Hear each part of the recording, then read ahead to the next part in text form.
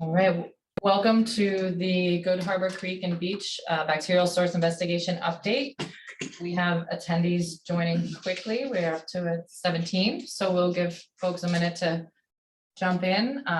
My name is Jill Cahill. I'm the Chief Administrative Officer, City of Gloucester, and I'll be facilitating the meeting tonight. So we'll just give people a couple more minutes. We're up to 28 attendees.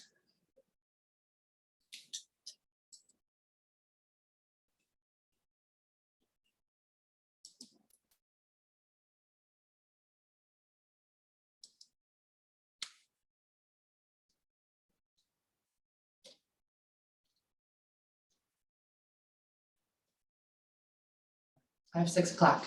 Everybody ready? Yep. Again, for those who are just joining, we're up to 36 attendees. My name is Jill Cahill. I'm the Chief Administrative Officer for the City of Gloucester. Thank you for joining us for the Good Harbor Creek and Beach Bacterial Source Investigation Update. And I'm going to hand it over to Mayor Greg Verga to kick us off. All right, thanks, Jill. Thank you to all of you for joining us tonight for the presentation on the Good Harbor Beach Creek. And I appreciate how important this issue is to our community. So we too, as community members, want to see this water quality improved at the creeks. We can all enjoy it again. And we want Good Harbor Beach to continue to be a jewel for this city. This is a major piece of our community, and I know how much it is loved and valued by so many people. And I'm grateful for the community's attention to this issue, and there's been a lot of attention. And I'm glad to see so many members of our community engaged and working to be part of the solution. So I also want to emphasize that public health is our top priority. Let me say it again, public health is our top priority. We take that responsibility very seriously. So in order to solve this problem, we need to fully understand it. So there's no conclusive evidence identifying one cause or source. While our recent investigation showed that the sewer infrastructure may be a contributing factor on the west side of the creek, there are still many unknowns that we're looking into, including what is contributing on the east side. Non-human bacteria is a component as well, and it's something we must consider. Another important piece to note is that we know that during times of high precipitation, the water quality gets worse, which is typical for all water bodies. And we know that stormwater runoff causes water quality degradation. We've hired a third-party firm to take samples and perform water quality investigations. Their memo in its entirety is available at our website, and we have implemented the following recommendations. We've installed flow metering to check for high flow. We've inspected manholes to ensure no water was getting through them, and we have found no defects. We've lined a stretch of sewer pipeline that traverses the creek. So there's more work to do, and we are continuing to implement these recommendations. So I'm committed to funding the necessary work to understand the problem. This will inform us on how to responsibly mitigate and solve the problem in the most appropriate and impactful way. This is an extremely high priority for us, and we will continue to work on resolving this issue for our community. We're committed to improving these conditions and being transparent throughout the process. So we plan to hold another public information session in the coming months once more data has been compiled and additional testing is completed. Hopefully that will be in the newly, hopefully reopened Covers Auditorium, which will be set up for true hybrid meetings. So I encourage you to ask questions, and I hope you are able to leave this presentation feeling heard and more informed. So thank you again for joining us tonight, and I'll turn it over to Jill Cahill, who will facilitate the balance of the meeting. Thank you. And I want to let folks know, thank you again. We have lots of attendees. We will be doing question and answer at the end of the presentation, so please hold your questions till the end. Many of us are gathered here in the Harbor Master Conference Room where we have our true hybrid setup at the moment. So I will do some introductions of those on the panel and those for joining us momentarily. First, I'm going to just tell you guys about the agenda for tonight, what we plan to cover. We want to talk about the Good Harbor Beach and Creek impacts timeline, the events that have happened since about 2021 going forward. We have our public health team here to share some of the public health information. We have our DPW director here and our consultants of Woodard and Curran to go through the investigative approaches, both from the DPW and the consultant. And then we'll go into some of our responses and actions that we did this past year and some of the data we found from that and the summary of our recommended next steps. And then we will go through question and answer. And I want to remind everybody that this meeting is being recorded. It will be posted on our website, so if anybody you know missed it, they will have the opportunity to watch it again. We also have Pam Toby on with us, our communications director. She will be helping record question and answers so that she can put together kind of a summary document that will also be posted on our website. We will do question and answer at the end. We ask that residents and interested people stay within 3 minutes, and we will time that so we can get to as many people as possible. We have a great panel of people to help answer questions tonight. If you do not get your question answered, please email us at mayor@gloucester-ma.gov and put Creek Q&A in the subject line so we can get to them quickly and add them to the document. Again, that's mayor, MAYOR, @gloucester-ma.gov. And in the subject, please put Creek Q&A. We're gonna do our best to get that summary of questions up sometime during the week of June 5th. So let's go to introductions. Okay, here with us in the conference room, Michael Hale, our DPW director here at the City of Gloucester. Mike has been our Public Works Director since 1999, previously serving as the Assistant City Engineer. Mike oversees all operations related to drinking water, wastewater, stormwater, solid waste and recycling, facilities, school buildings, beaches, roads, motor fleet, engineering, and snow and ice. He holds a long list of licenses from state and federal government and has associations with many professional associations. Bree Gray is with us from the Gloucester Health Department. She's one of our inspectors. She previously worked as an environmental health specialist for the City of Newton Health and Human Services Department. Her primary responsibilities in the health department include enforcement of state, federal, and local regulations, codes and ordinances, and conducting environmental health inspections to ensure compliance with applicable regulations, including but not limited to housing, pools, camps, bathing beaches, tanning, body art, and tobacco. Cindy Junker is with us in the conference room. Cindy is an experienced registered nurse with a master's degree in education and is a nationally certified school nurse. She's been with the city for the past 41 years, previously as the nurse leader for the public schools and most recently as acting public health nurse for the city. Janelle Bond is with Woodard and Curran. She has 19 years of technical experience planning and implementing investigations to improve water quality. Through her work assisting over 20 Massachusetts municipalities implement MS4 general permit, illicit discharge detection and elimination investigations. She has an extensive understanding of the interaction between sewer and drainage infrastructure and the use of non-conventional bacteria source analysis to determine the sources of bacteria impacts to water bodies. Also in the conference room with us tonight is Joe Rosa, PhD. He's the chair of the Gloucester Board of Health. He retired from the research group at Biogen as director of protein chemistry and as a volunteer instructor at the Gloucester Biotech Academy. Also with us as a panelist to help answer questions is Dan Ottenheimer. Dan previously served as an environmental engineer for the Mass DEP and previously served as the public health director for the City of Gloucester before he started a civil engineering firm called Mill River Consulting. He has sat on several state, regional, and national environmental health advisory committees and is currently a member of the Mass DEP Title V Advisory Committee. Mr. Ottenheimer is both a professional civil engineer and a registered sanitarian, the highest non-academic credential in the public health field. And last but not least, joining us remotely is Michael Camadecco, I hope I said that right, with Woodard and Curran.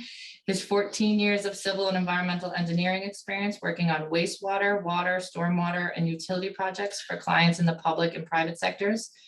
His project experience is primarily municipal and institutional wastewater collection and pumping systems, water distribution systems, and underground utilities. So as you can see, we've put a lot of effort into this. This group, I want to just kick it off with, this group has come together as part of Mayor Berga's initiative to really take a joint approach to investigating what's going on with the creek. And I really want to thank everyone who's joining us tonight, both as attendees and as panelists, because that's how we're going to move through this issue. So, I'm noticing that Dan is listed on the and attendees and not the panelists, so if you could swap them over. Yeah. all right, that should be moving, Dan. Okay, so this first slide that I'm sharing with you, this is just an overview, the historic look at Good Harbor Beach and Good Harbor Creek closure since 2011. And I think, so this data comes from the reporting from our public health department to the State Department of Public Health. And as you can see over, it was pretty consistent over the last couple of years. There was one or less than one beach or creek closure, 2018, 2019, 2020. It's very rare that they actually have to close the beach.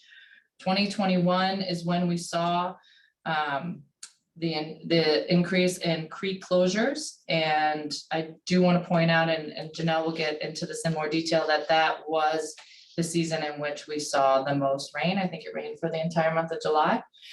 But I will let the scientists get into that later. So this is just to give you a sense of what the overall creek closures and beach closures have looked like since 2011. I also should point out that with the increase in the creek closures in 2021, Mayor Verga took office in January of 2022, and that is when the action moved forward with the consultants, Woodard and Curran. Here's another timeline piece just to help people. I know some people have followed this very closely. I know others may be new and joining us just for this presentation. We are up to 72 attendees. Again, 2021 is when we saw elevated enterococci as detected in the creek. That was in June, and the creek was closed for the summer.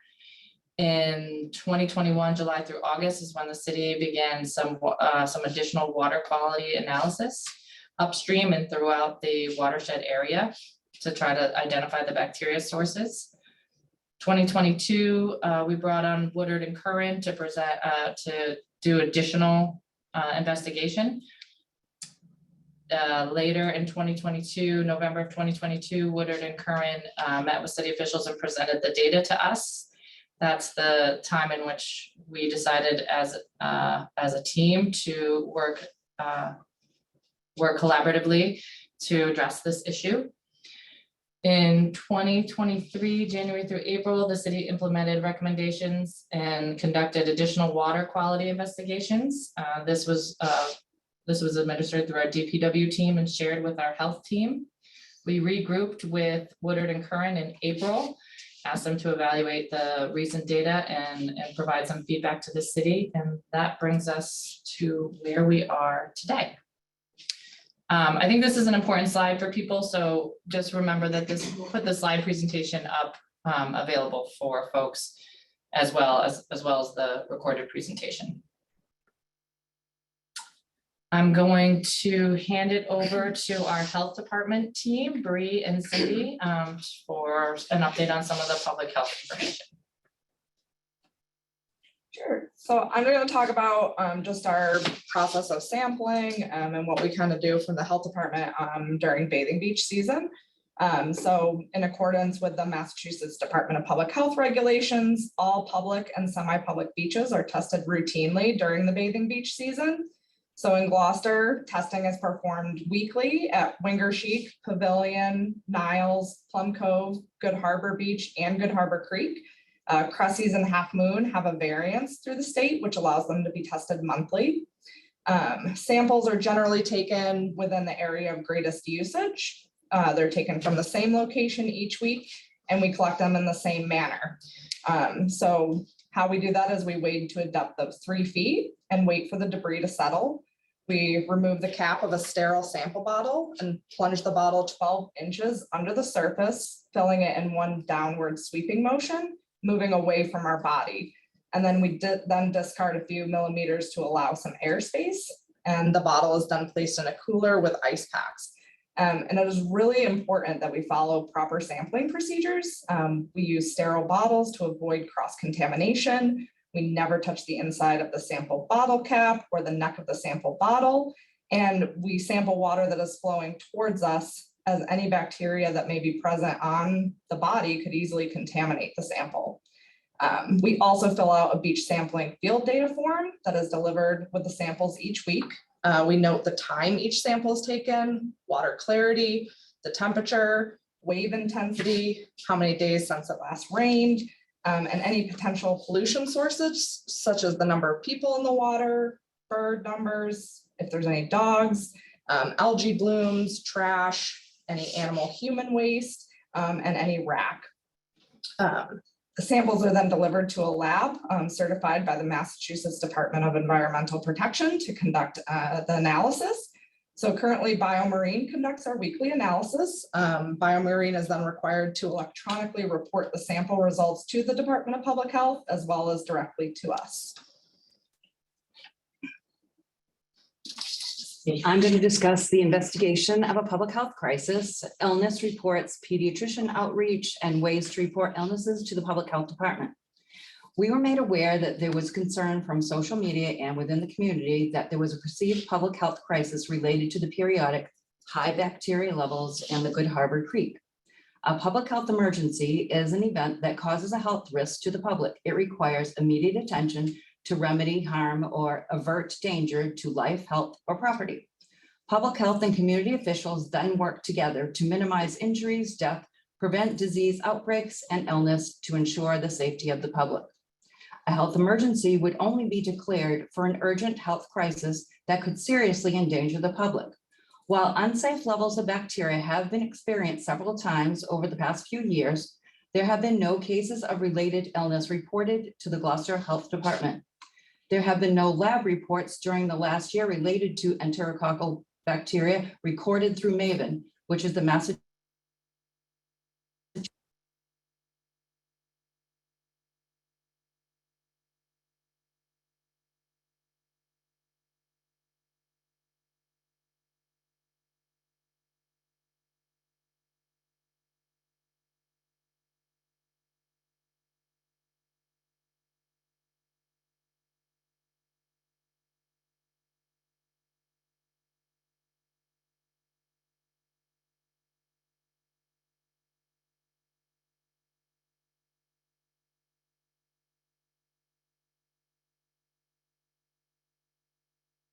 I'm sorry, I think Cindy has muted herself. You in the room may be hearing her, but we are not.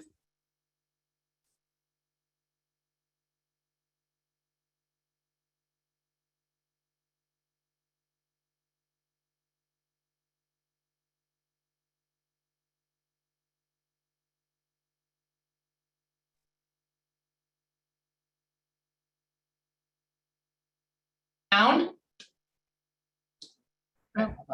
I can hear you now. Okay, Wait, can you hear Cindy? can you hear me? Yes, I can. Yes, we can, yeah. Okay, can you tell us where, so for the public, where Cindy Junker is our public health nurse for those Yeah. in the public, and thank you for those who are raising your hands. Okay, can you tell us where she left off? Yes, you- you had just said that there had been no reported cases to the Department of Health. Okay. And just 1 second before you start, Cindy, I just want to remind the participants who do have their hands up, I'm thinking most of you were telling us you couldn't hear us. But just in case you weren't here at the beginning, we will take question and answer at the end, but please alert us. Thank you, Kate, if folks can't hear us. So our public health nurse will start from where she left off. Okay.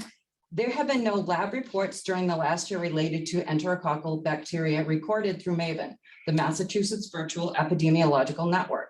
This is a disease surveillance and case management system that enables state and local health departments to capture and transfer appropriate public health lab and clinical health data in order to monitor and protect health and communities throughout the Commonwealth.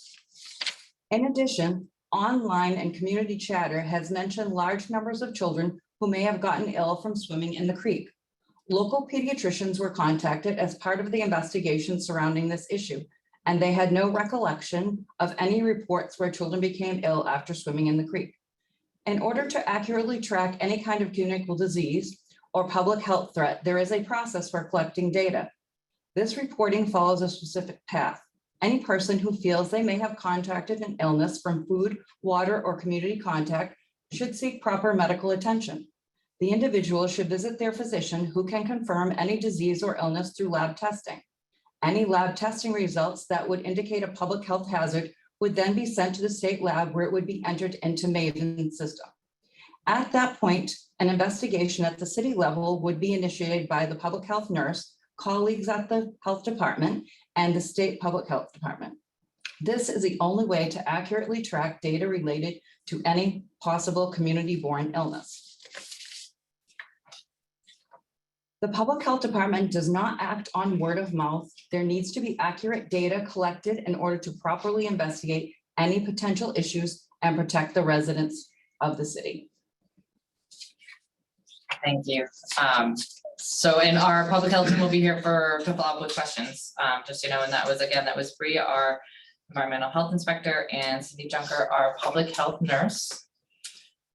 Next, we're gonna move into some background into the 2021 investigation approach that was carried out by DPW after those first season of test results. Thank you, Jill. Public Works and the Health Department are two separate departments within the city government, but when situations like this occur, we work collaboratively. When we were informed of high hits of bacteria in the creek in 2021, we began our investigative work. It's essentially the triage where we head out to the most logical places to look for in a sanitary sewer that could have breached a manhole or a main line or a force main. We found none. And again, this slide right here, you see some stars. These are the locations that we sampled as they best kind of demonstrated where contributions on the west side of the creek system could flow into Good Harbor Beach Creek. So these sites are all adjacent to the cross-country sewer mains, sewer pump stations, outfall pipes, or other areas where stormwater outfall could reach the creek. These are all the sample stations that we tested in July and August of 2021. We did not find anything that indicated that there was a sanitary sewer overflow or a damaged pipe or an outfall pipe that had contamination in it. Again, the Good Harbor Beach Creek system we look at two separate pieces, the east and the west. This slide shows the east portion of the creek.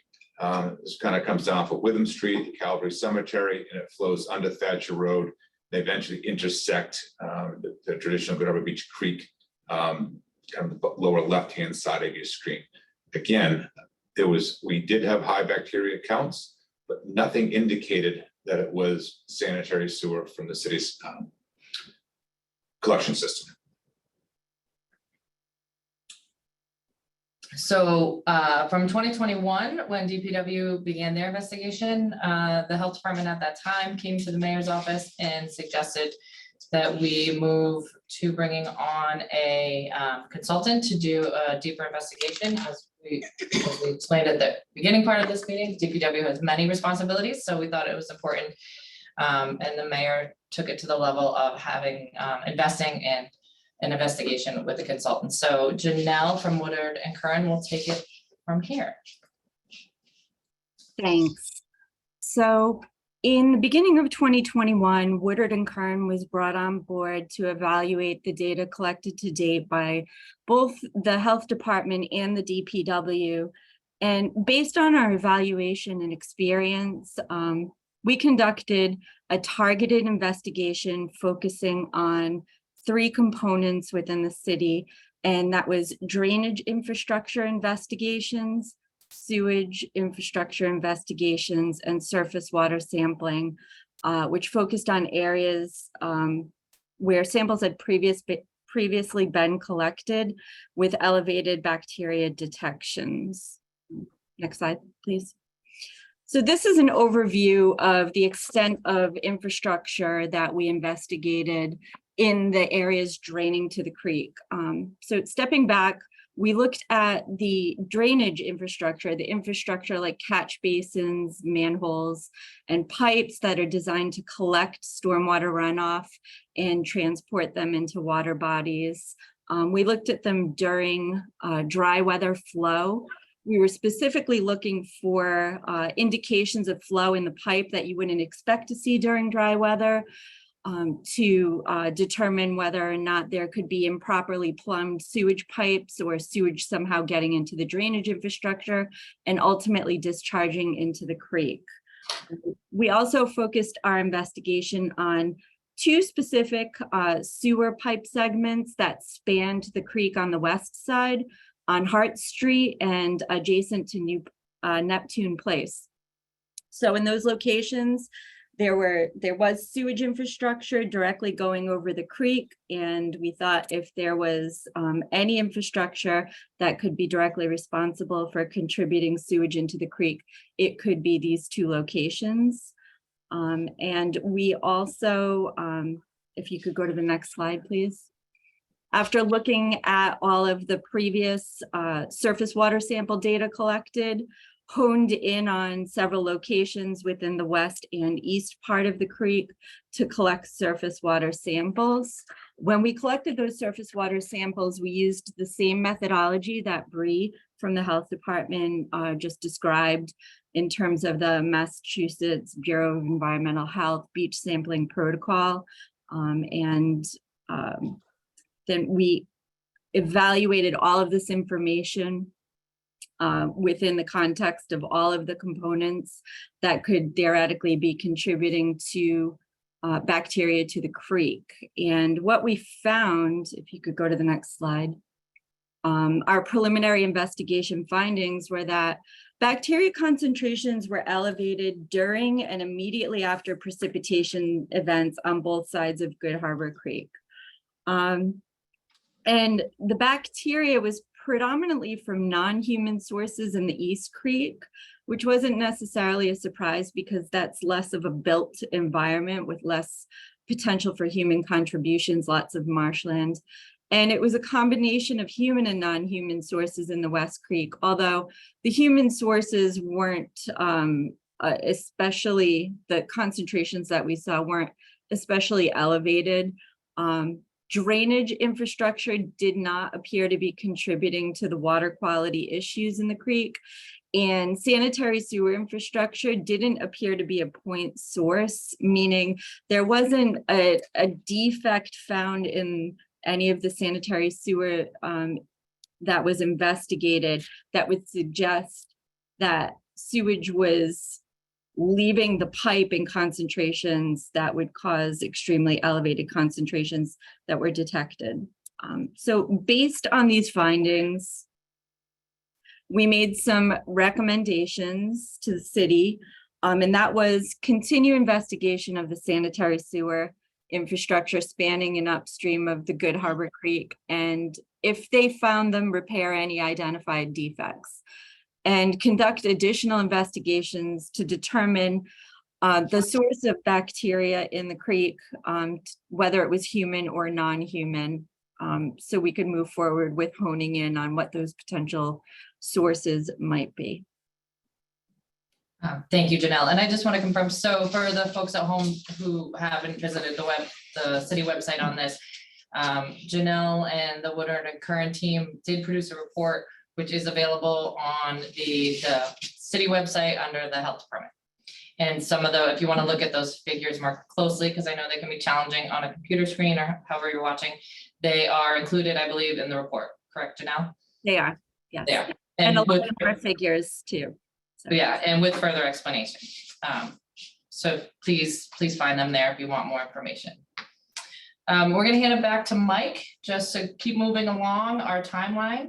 When we reconvened with Woodard and Curran, when they presented the information and the recommendations to us, we handed it back over to DPW for their next level of infrastructure investigation and improvements. Thank you, Joe. Just to touch back on the 2021 investigation, it was essentially, it was a triage. We were looking to see if there was any obvious signs of defects where sanitary sewer could be entering the creek system, which we did not find. You fast forward a bit, we take a look at what we've done in this general watershed sewer shed area. There's a number of projects on this screen that are a combination of investigative work, lining work, pipe replacement work, flow metering work, manhole rehabilitation work. The city has spent tens of millions of dollars in this particular water sewer shed area in the past 10 to 15 years. It's important that we do this. We do this citywide. Certainly with an issue at the Good Harbor Beach Creek, it was important to take a look at our reports from this time to see what we had done and see if there's any projects that were left undone or unfinished at this time.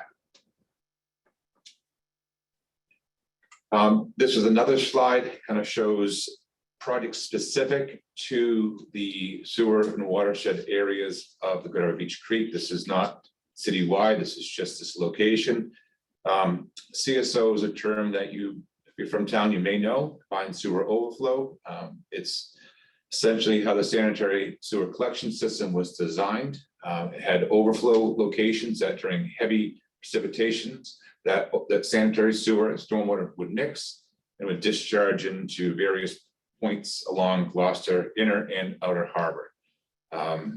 Those are the projects to see to the right of the slide, and on the left side, this is more just like by the numbers, talks about the number of linear feet of new drain line, rehab work, when we separate catch basins that may have illicit connection to them, new drain manholes, etc. So this is again a snapshot of what has happened in this particular water and sewer shed. So back to the CSO. This is a slide that demonstrates what we see in Gloucester, especially the downtown area, not just Good Harbor Beach, but the entire downtown area. Gloucester was under a federal consent order from around 1990, which closed out in 2021, I believe. Meaning that we've done all the work that we needed to do to satisfy EPA and DEP. Now, that doesn't mean we stop working from there. We continue to work, but you can see by this slide here in 2019 and 2009 and 2010, the millions of gallons of sewer discharge to the harbor. And this is done by flow monitoring and metering in various CSO discharge points. And you can see that in 2021, where we had that very, very heavy rain in July, we in fact had another CSO. Not related to Good Harbor Beach, but just in general, you can see how much we've brought that line down to next to nothing. And we are currently in compliance with the federal regulators as well as state regulators. As Janelle mentioned, the two sanitary sewer crossings of the West Creek occur at Neptune's Place, which is a large diameter sewer collection main that takes much of Eastern Avenue, Harrison Avenue, and the Blackford Industrial Park. And then Hart Street, which is just a traditional localized sewer collection system that runs from Eastern Avenue down to Bass Ave. And both those points cross the creek towards the southwesterly side of the area. We didn't find any defects to Hart Street that led us to any concerns with the main. And we had just lined Neptune's Place as part of our sanitary sewer rehabilitation. So that lining, it's a solid liner that is cured in place with either steam or hot water that takes an old pipe and essentially makes it new, because what was installed is in fact new, not allowing sanitary sewer to escape from the either poor joints, cracks in the lines, whatever it may be. But we didn't see any issues in Hart Street, and the fresh lining of Neptune's Place kind of ruled that out as well. So go back to Hart Street, which is an older system. We installed a number of flow monitoring tools within Hart Street to kind of capture the flow as it differentiates between a heavy rain event and just traditional flow. Most sewer lines have a consistent flow. I'm not saying it's consistent minute to minute, but over the course of a day, it flows relatively similar fashions. If there was in fact a defect to the sewer main, it'd be a consistent result of high bacteria. It wouldn't be intermittent as we've seen here. Again, during this time period, there's a force main which is a sewer pump line that runs from the Hart Street pumping station, which is again on the corner of Bass Ave and Hart Street. That force main was relayed, new pipe, to a point where it runs by gravity to the main system towards East Main Street, 120 intersection. So that was done, and you can see the bottom, the middle slide talks about CSO 009. That's the discharge point at the Triple Cove area. Work completed. There's been a lot of cast in place liners, cured in place liners. Replaced the tide gate in the outfall there. We replaced the force main within Bass Avenue. We did a fair amount of illicit connections identification and remediation in the entire sewer shed. So this is the Neptune's Place crossing that I mentioned. Neptune's Place is a small local road that runs off of Eastern Avenue, so it's a few homes, but there is a cross-country piece of sewer main that runs from Neptune's Place all the way to Bass Avenue, where it ties into the main sewer interceptor. This was lined. This cross-country piece, it's obviously an area that we will investigate carefully just because the proximity to the creek. But with the new liner, there's no increased flows from water getting in, and there's no evidence of sewer getting out. So this liner is in place currently, and it is holding up well. And again, both Woodard and Kearns and the city's investigation looked at this area very carefully. So the next thing we're gonna go through is some of our additional investigation and actions that we've done since the rest of this year, and what we'll be doing going forward through the summer. And we'll start with, I'm sorry, Mike, we'll go for a few more from Mike on the work they did this winter. Okay, so as we got through the 2022 bathing season into the fall and into the spring of this year, this slide shows where we did additional work, and it's color coded on the left-hand margin. Purple indicates dye testing to sewer mains that are not easily inspected via closed circuit camera or visually. So this is something that we had to, the only real way to do that is to insert high quantities of sanitary sewer dye into the line and look for areas where it may be escaping. We found none. CCTV work is a camera that goes into a manhole, and you can camera the entire line, and you can identify defects to the pipe, hairline fractures, roots, any signs of weeping from groundwater getting in, or which if it can get in, it can also get out. We installed flow meters in various locations to see if, in fact, either high tides or rains were a factor in the sanitary sewer flow. We found none to that.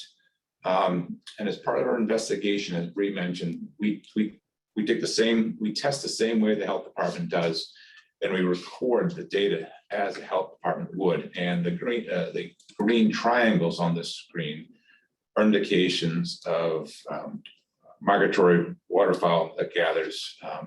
It's in the east side of Starknot Pond, and anyone who's been in this area has seen the Canada geese and other waterfowl in this area. Those are what the green circles represent. I just want to pause on this slide for a moment as one of the non-scientists in the room and not a water infrastructure professional. I hope folks at home will spend some time on this slide later after we post this. We'll get it posted as soon as possible tomorrow, the presentation. I think this slide for me really is the most helpful to have a really good understanding of just all the areas and how large the watershed is that has to be investigated, and all the work that has been put into it so far. So again, this will be posted on our website, so you can spend some time. And it's a fairly detailed look at the entire sewer shed. So most of the gravity sewer main in the entire neighborhood of sewer and watershed was CCTV. Great, thank you. This one's you. Oh, this is mine too. Okay. So to continue on with our sampling from January through this April, this is the westerly creek system that feeds into Good Harbor Beach. You can see the Stop and Shop in the middle of the screen.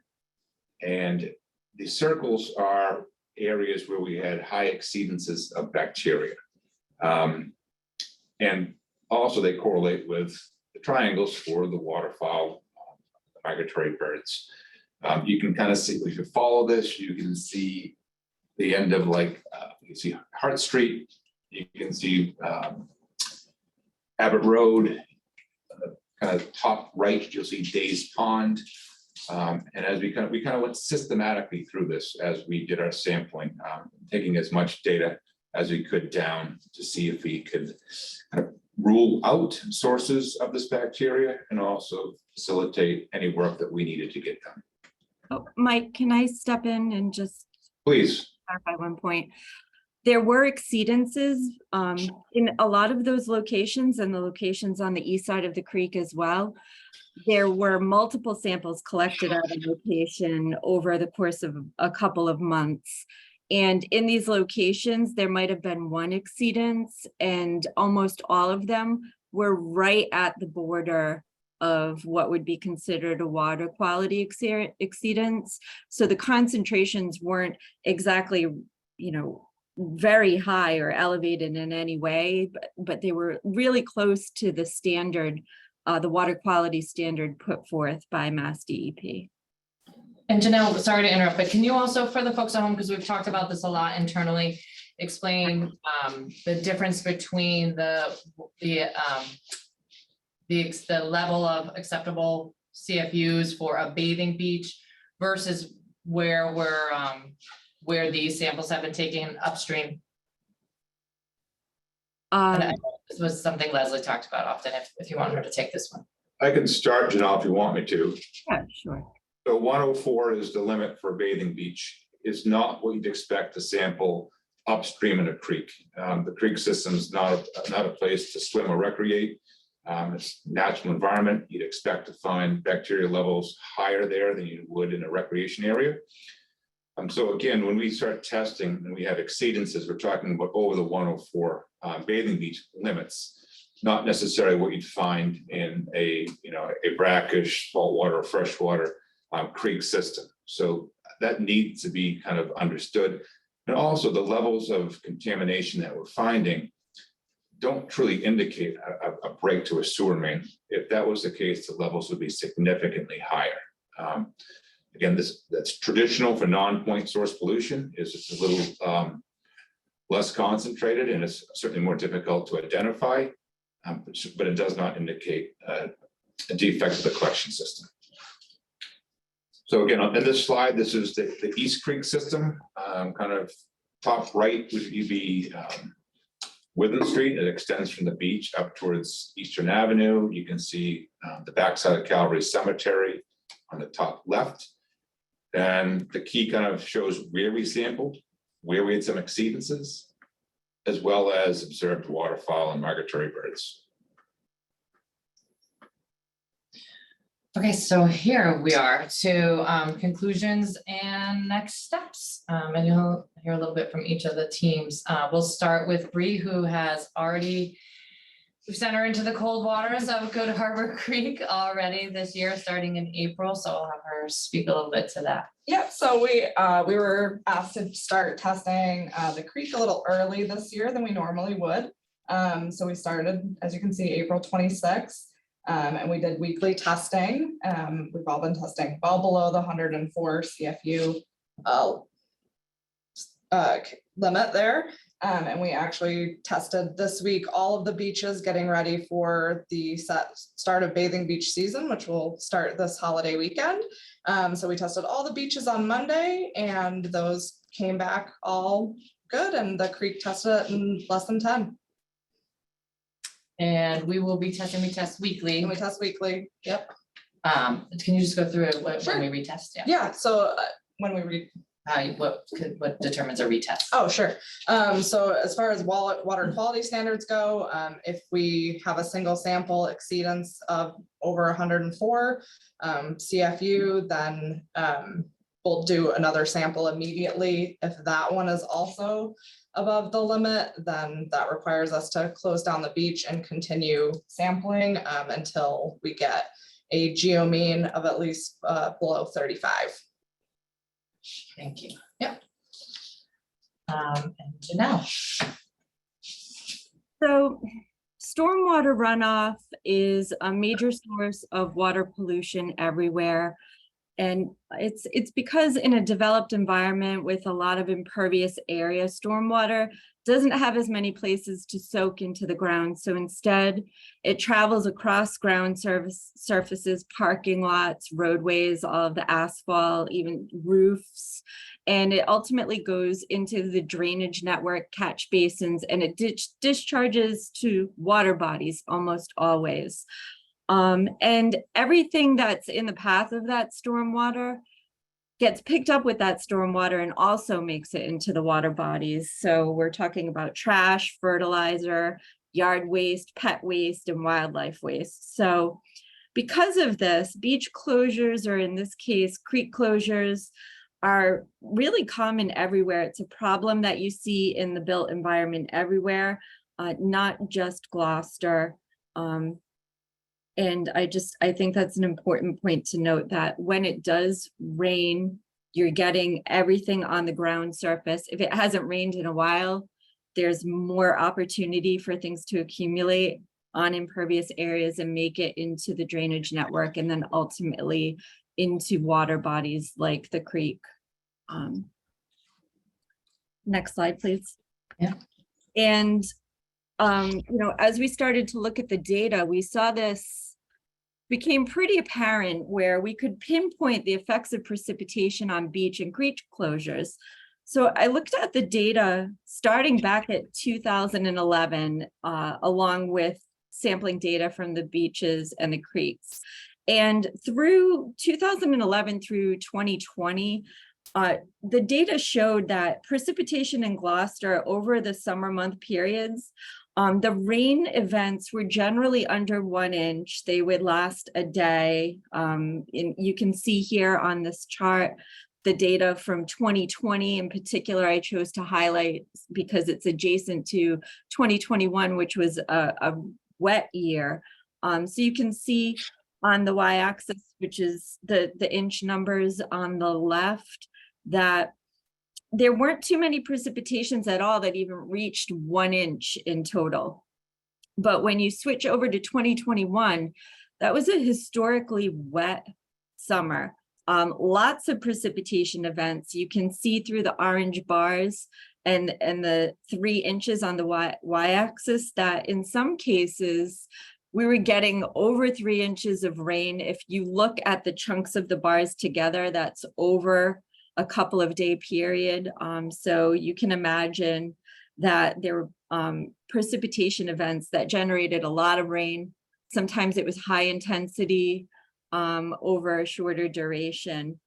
And looking at the samples that were collected during or after these precipitation events, you would see elevated bacteria concentrations in the creek, which is exactly what you would expect to see with stormwater runoff, because the creek is in a concentrated area. It's receiving all of the flow from the watershed.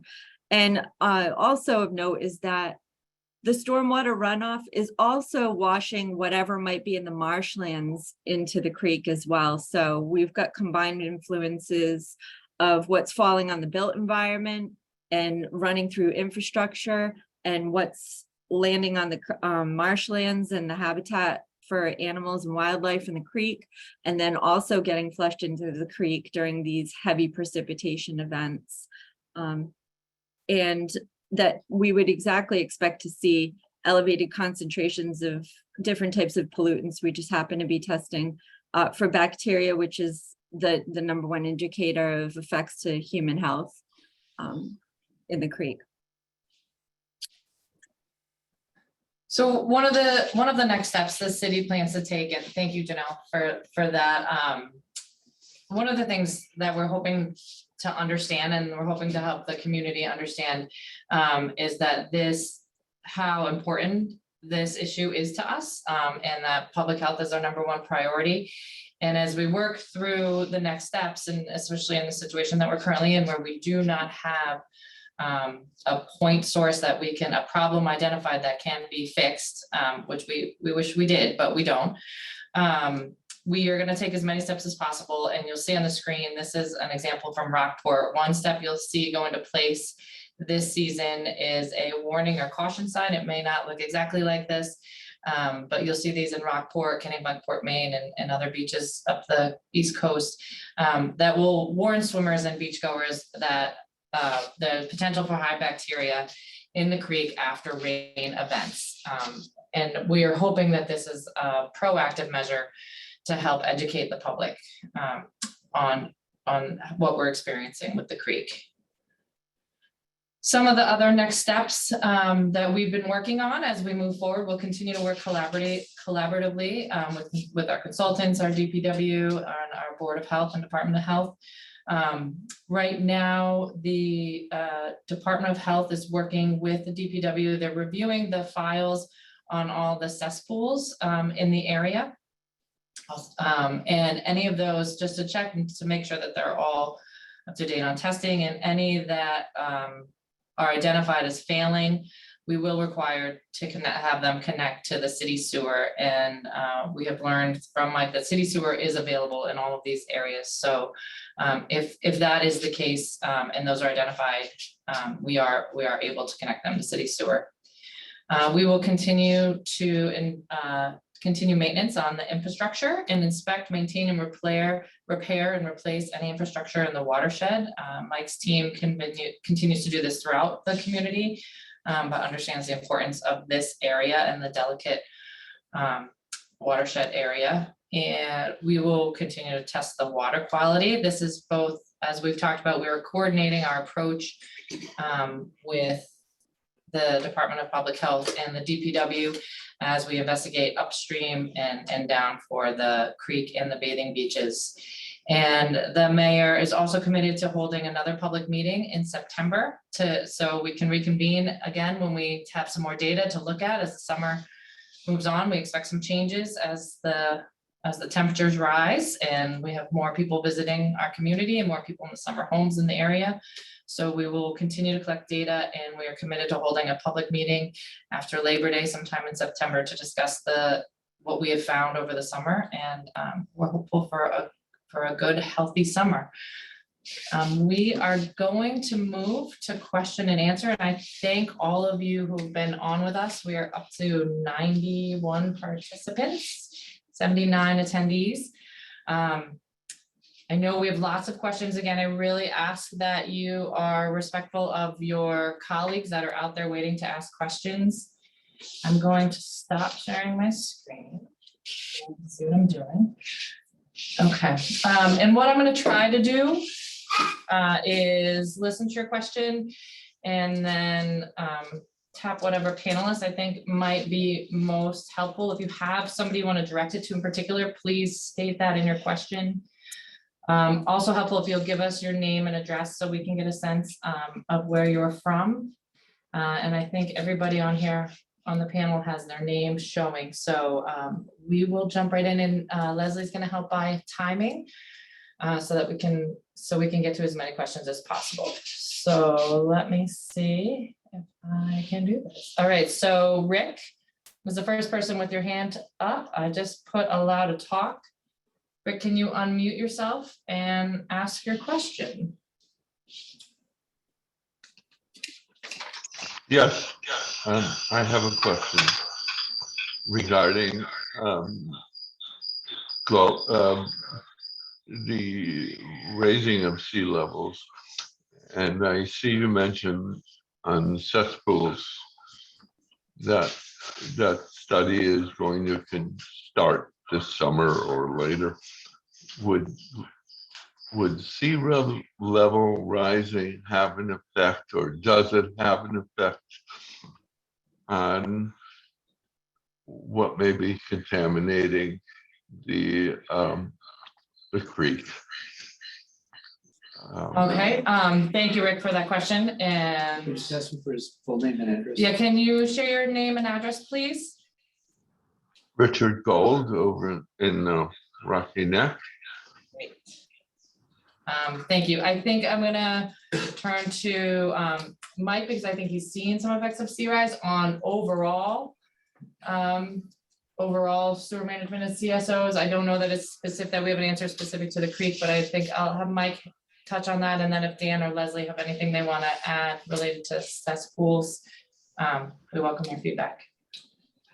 So identifying climate change as a cause of higher bacteria may be a little more difficult than a simple answer at a forum like this.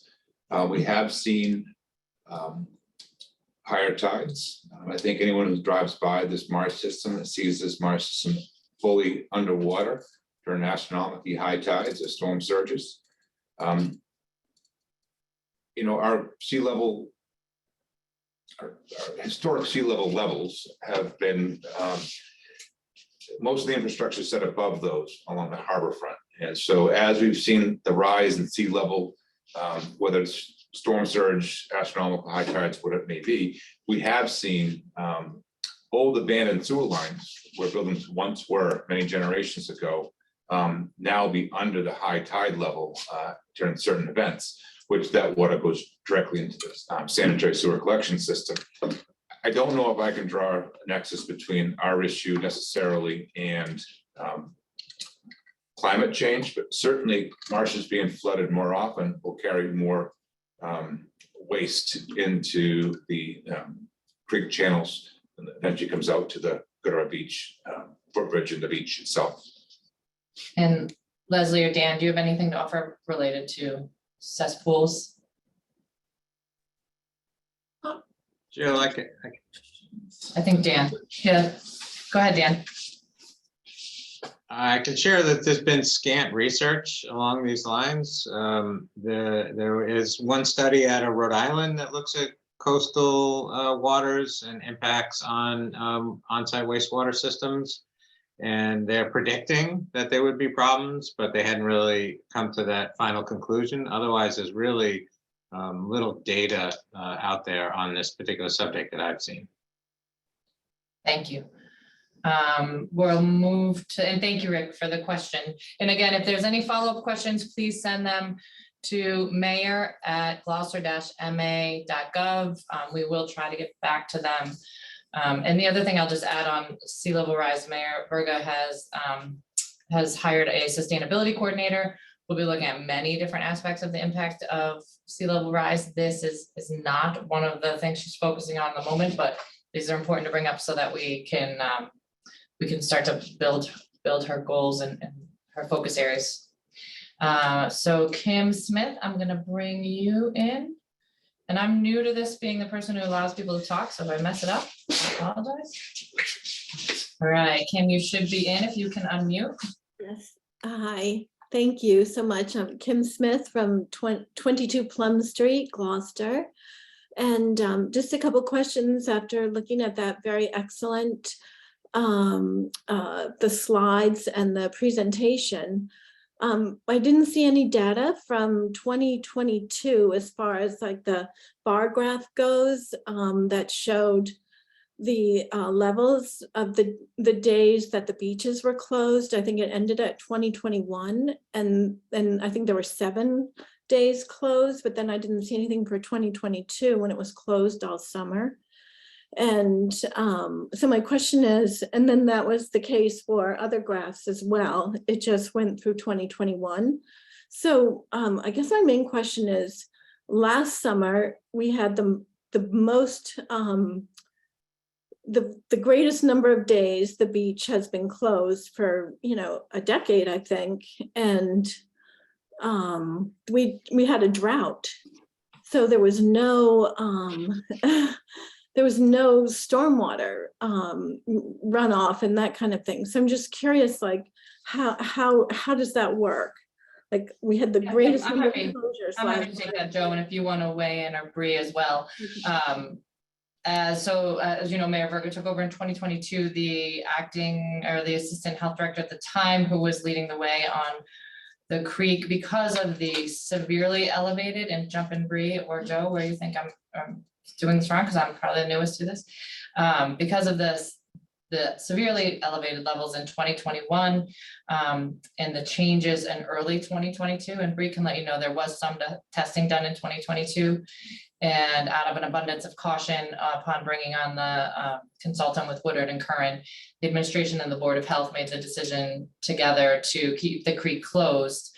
Again, out of the abundance of caution, I'm sure if you were watching City Council last summer, there was a lot of concern about our city councilors and out of the public.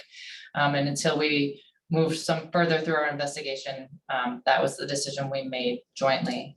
Joe, I don't know if you want to add anything to that. Yeah, I think that was also done out of an abundance of caution as well, because we weren't absolutely clear as to what was the proximal cause, whether it was directly associated with rainfall. And so we feared that if we were just 2 days late in testing, people could be exposed to elevated levels of bacteria unknowingly.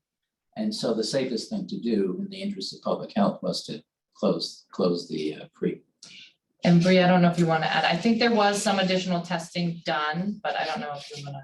Yeah, I know there was one really high test, and that I think we took one other test that was below the limits after that. But like Joe said, out of an abundance of caution, and since we didn't know kind of what the cause was, we just decided to stop testing and close it for the season. There's also the issue of the seesaw effect. Open, Mhm. close, open, close, since we weren't finding any pinpoint to say this is the cause, this is the solution. Again, back to use the phrase, the abundance of caution, let's keep the research going and close the creek till we know what's going on. And I understand, Kim, that you have a number of questions, but I am going to move through because we have a number of hands, but if we get back around to the second round of questions. That was it. That was my main Okay. question, what about how it's related. So, thank you. Great. Thank you, Kim. Jill, I have one data specific point. Oh, great. Thank you, Janelle. There were no beach closures last year. The testing remained consistent throughout the year, weekly on the schedule that it always follows. In the instance where there was one very elevated creek closure, it corresponded with a rain event that was almost 1.5 inches. So, supporting that precipitation effect on what we see in the creek. Thank you, Janelle. Counselor O'Neill, I believe that's you. I'll bring you in. Thanks for joining us, Counselor. Hey, thank you. My name is Tracy O'Neill. I live at 12 Friend Street. I'm the Ward 2 City Councilor. And I do have a number of questions. I just don't know which one to ask. Do I have 3 full minutes? Can I? I mean, Counselor, it'd be great if we could move through if you'd ask one question and we can move through and get back to you. And of course, Counselor, you can always submit them to us as well. Okay. So acceptable levels for bathing beaches, 104 CFU. But one of the charts showed MPN of less than 10 per 100 milliliters. I don't know what is MPN? Most probable number, it's just a statistical Okay, use. It's much less than 104. right. Okay, That So was an that's- easy one, Counselor. Why don't you give us another one? okay. Where do you test the creek? Do you test it at the west side closer to the marsh, or do you test it closer to the ocean side? So Counselor, I'm gonna let Bree talk about this. So just as a reminder, there's 2 different kind of sets of testing going on here. So the health department is responsible for testing the creek and the beach and all other bathing beaches. And the testing that's going on from the DPW and the consultant's perspective goes much further up the sewer infrastructure and the watershed. I'll have Bree answer this. I think your question is specific to the creek, so Bree can go ahead and answer that. Yeah, historically, we usually test on the ocean side of the footbridge, just because that's where there seems to be a lot of people. So that's where it's historically been the last year that I've been here. Great. Okay. And Counselor, we will definitely come back to you once we have a lot of hands up right now, but we will definitely come back to you. We are expecting we have about 25 to 35 more minutes of questions. So right. we will get back to you. And if not, you know how to follow up with our office. All right, thank you. Thank you. Let's see, Marianne Boucher, you are next to bring in. Thanks for joining us, Marianne. Hi, I would like to have my 3 minutes to speak. Okay. I've been waiting a long time for this. May 24th, 2022, the numbers were off the chart. July 13th, 2022, numbers were off the chart, both from mass.gov. Can you explain the toilet backup of Ross Surge on Hart Street? When Mr. Hale spoke of the work that they've done, what work has been done and completed since the consultant's report was made public in January? Are they testing during overflow events? Where are the combined pipes located? And let's see, someone else already asked that question. What work has been done since the consultant's report was made public in January of this year? How much are they paying the consultants going forward beyond the $120,000 we've already spent?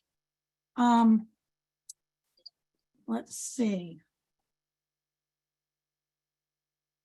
I guess that's it for right now, but I would like to know especially what work has been done since what Mike Hale explained earlier. Great, thank you, Marianne. We'll go through as many of these questions as we can this time, and again, keep your hand raised and we'll get back to you if we can, and again, always reach out to us. So the first question I heard was something about a toilet backup related to raw sewage. I think we need something more specific unless You don't, I know. Of course.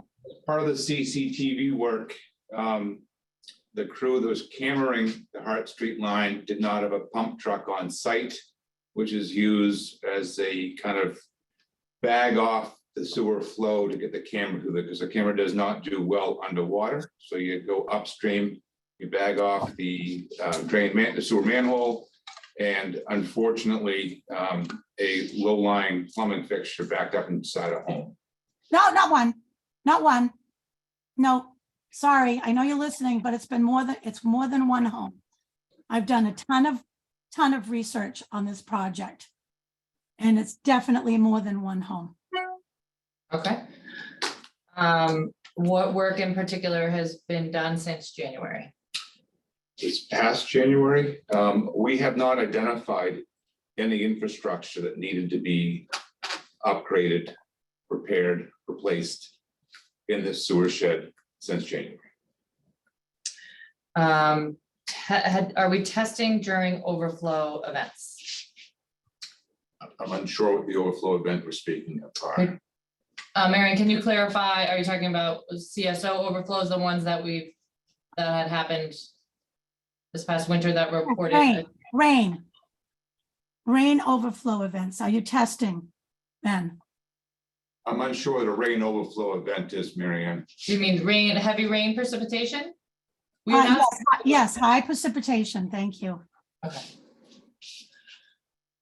We test wet weather and dry weather. That's how you build a good samples of testing results. We're also a phase 2 stormwater regulated community. We have been since 2003. So the EPA and state DEP regulate our stormwater discharges. And they require a fair amount of investigative work as far as outfalls, dry weather, and wet weather sampling. And that's reported back to both the federal government and state government on an annual basis. Thank you. Also, is the sand being tested in those areas as well, up to the high tide level mark? We've not been testing the sand. Thank you. And the last question I had from you, Marion, and then we're going to move on, was payment to the consultants beyond the $120,000. We have not entered into a further contract with the consultants beyond that. The work that they've done this spring and then being here with us tonight is within that contract. Thank you. Thank you, but I just want to identify that on July 13th of 2022, the numbers exceeded, they were historic. And that's on the that was on the mass.gov page, but we can't see that again until May 29th. So thank you. And all of our testing gets reported, all of our public health testing, testing done through the health department gets reported and can be found on the state's public health website. So thank you, Mary Ann. Thank you very much. Let's see, Joe, where'd they go? Sorry, they moved on me. James Hand, I'm gonna bring you in. Jill, could I just step in with Sure, of course, Janelle, sorry, you're up on the screen, so jump in whenever you need to. Okay, I have a compilation of the data that's on the Mass Bureau of Health website as well. And I'm seeing that for May 24th, the Creek sample was at 62 CFU for bacteria, and the Beach was less than 10, which is non-detectable for instrumentation limits. The one very high reported result that I talked about, which is also on the website. What date was what? I'm sorry, but I'm talking about the date. Yeah, James, 1 second. Janelle's still responding to Mary Ann. We'll get right. The date that Mary Ann brought up, May 24th, the Creek had 62 and the Beach was non-detectable. And then the Creek wasn't sampled after July 5th was the next corresponding sampling point.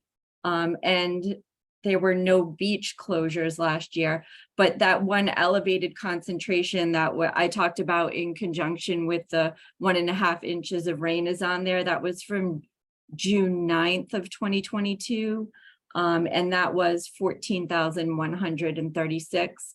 And I got that information from the health department, but also looked at it on the Massachusetts Bureau of Environmental Health website for beach reporting results as well. So that is public knowledge, and I just wanted to let you know that.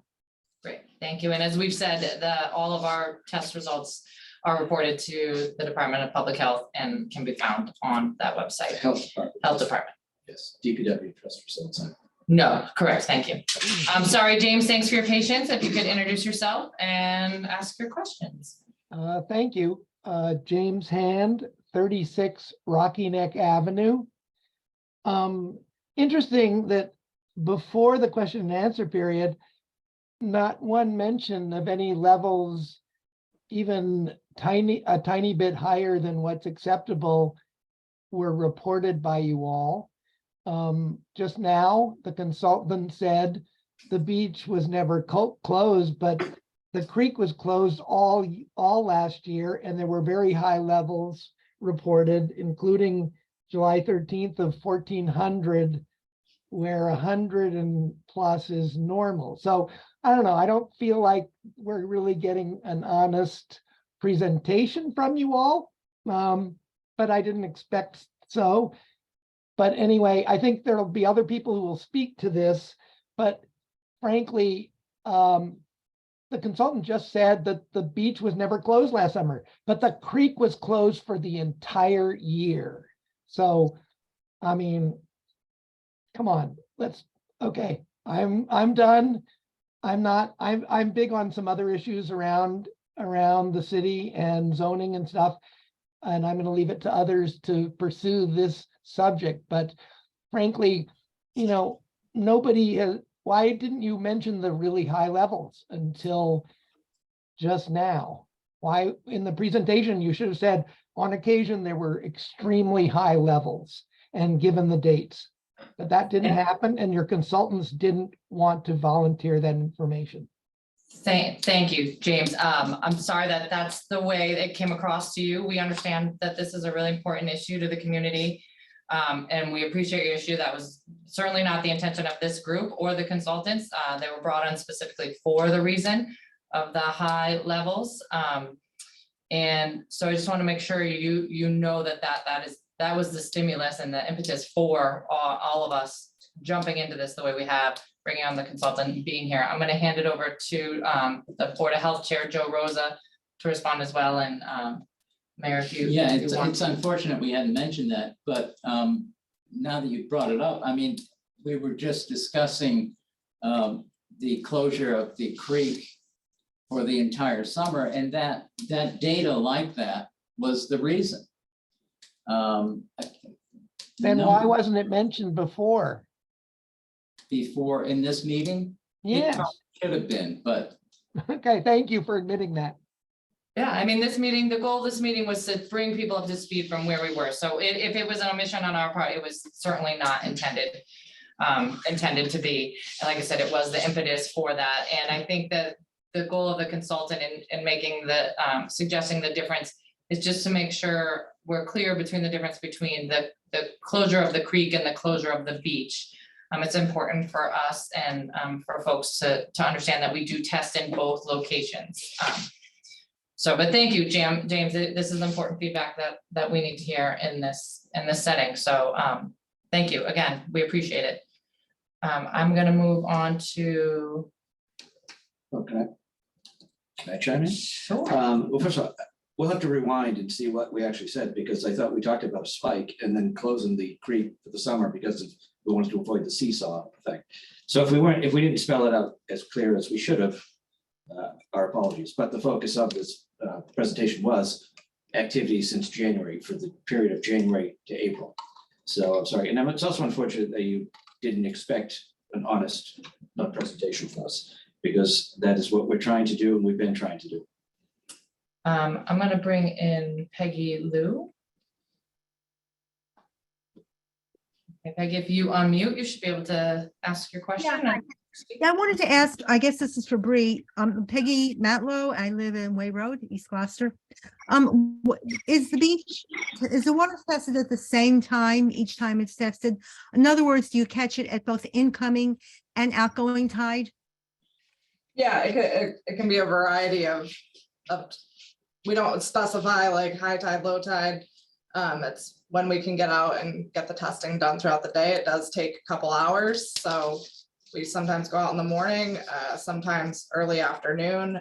We have to get the results to BioMarine by 3:30 in the afternoon, so we are kind of limited on the time frame that we need to Right, get. because I think it would be important. I mean, it's certainly in an incoming tide, the water is cleaner, and an outgoing tide, it's not. So it just seems really important that we capture, the testing during an outgoing tide. Mm-hmm. And Peggy, I want to just follow up on that because we have been in conversations with the DEP as well on this issue. And one of the things we're working on with them is more strategic testing, both up the watershed. They're just as interested in the work that Mike's team is doing, which they were being very strategic about their testing this winter. So we're trying to coordinate the DPW testing with the health department testing in order to get at exactly what you're mentioning. So thank you for raising that. Okay. And if I may just mention one more quick question. This, I guess, is for DPW. I read that report that the consultants gave, and they mentioned quite a few, it seems to me, quite a few blockages and breaches, especially around the Hart Street pumping station, things that were blockages and leaks in the pipes. And then it sounds like you mentioned that we didn't really find any issues. So I'm kind of confused. And I should have prepared myself better, but I actually have like the page numbers and the paragraphs where, it did mention specific things that should be remedied.